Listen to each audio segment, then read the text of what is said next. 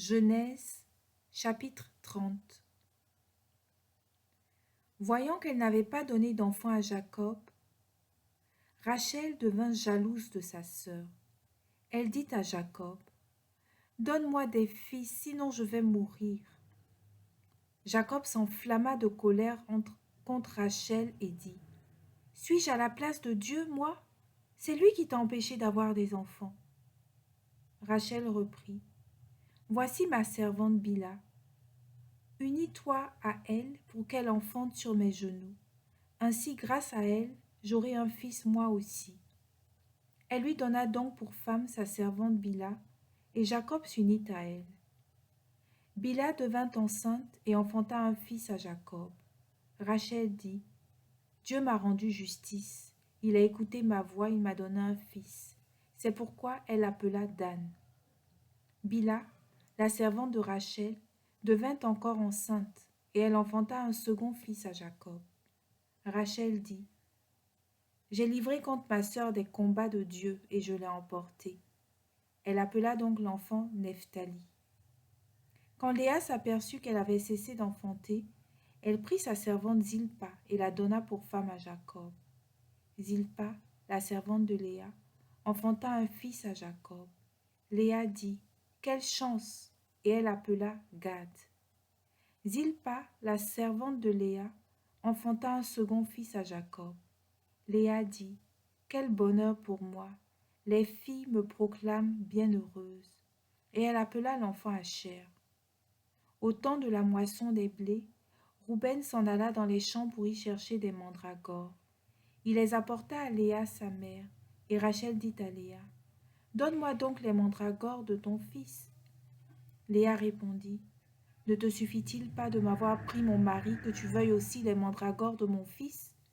Alors Rachel dit, « Eh bien, que Jacob couche avec toi cette nuit en échange des mandragores de ton fils. » Le soir, quand Jacob revint des champs, Léa sortit à sa rencontre et dit, « Viens donc, car c'est toi mon cadeau en échange des mandragores de mon fils. » Il coucha donc avec elle cette nuit-là.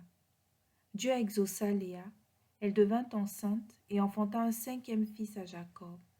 Léa dit, « Dieu m'a donné un cadeau, parce que j'ai donné ma servante à mon mari. » Et elle appela l'enfant Issachar. Léa devint encore enceinte et enfanta un sixième fils à Jacob. Léa dit, « Dieu m'a fait un beau présent. Cette fois-ci, mon mari m'estimera, car je lui ai donné 6 fils. » Et elle appela l'enfant Zabulon. Ensuite, elle enfanta une fille qu'elle appela Dina. Dieu se souvint de Rachel. Il l'exauça et la rendit féconde.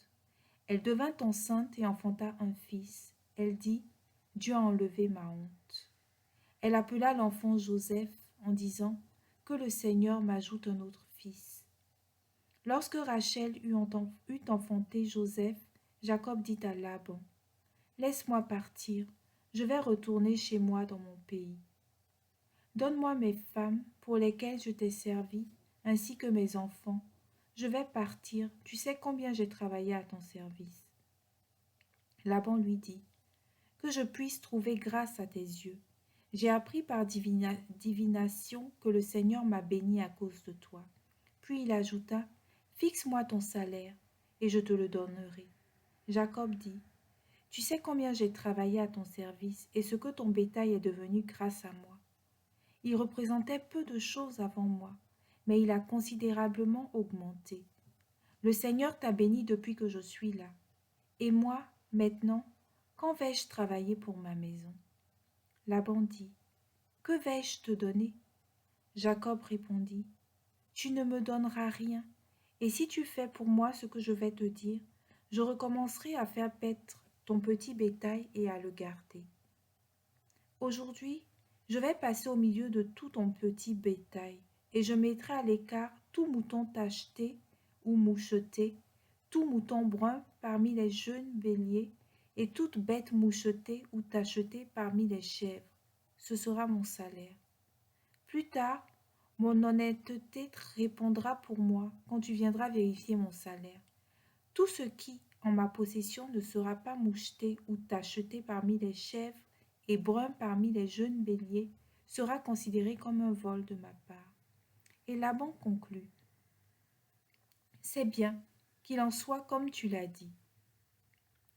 Le jour même, Laban mit à l'écart les boucs rayés ou mouchetés, ainsi que toutes les chèvres tachetées ou mouchetées, tout ce qui portait des taches blanches ou était brun parmi les jeunes béliers, et il les confia à ses fils. Puis, il mit une distance de 3 jours de marche entre lui et Jacob, tandis que Jacob faisait paître le reste du troupeau de Laban. Jacob se procura de fraîches baguettes de peuplier, d'amandier, de platane. Il les écorça, faisant apparaître des raies blanches, mettant à nu le blanc qui était sous l'écorce des baguettes. Puis, il plaça les baguettes ainsi écorcées dans les auges, dans les abreuvoirs où le petit bétail venait boire. Les baguettes étaient devant les yeux des bêtes qui entraient en chaleur quand elles venaient boire. Les bêtes qui entraient en chaleur devant les baguettes mettaient bas des petits rayés, tachetés, mouchetés. Quant aux jeunes béliers, Jacob les mit à part et il tourna les bêtes vers ce qui était rayé ou tout ce qui était brun dans le troupeau de Laban. Ainsi, il se constitua des troupeaux pour lui seul et ne les ajouta pas au petit bétail de Laban. Chaque fois que les bêtes les plus vigoureuses s'accouplaient, Jacob mettait les baguettes dans les auges, sous leurs yeux, pour qu'elles s'accouplent devant les baguettes. Mais quand les bêtes étaient chétives, il ne mettait pas de baguettes, si bien que les chétives étaient pour Laban et les vigoureuses pour Jacob. Ainsi, l'homme déborda de richesses. Il posséda du petit bétail en grand nombre et des servantes, des serviteurs, des chameaux, des ânes.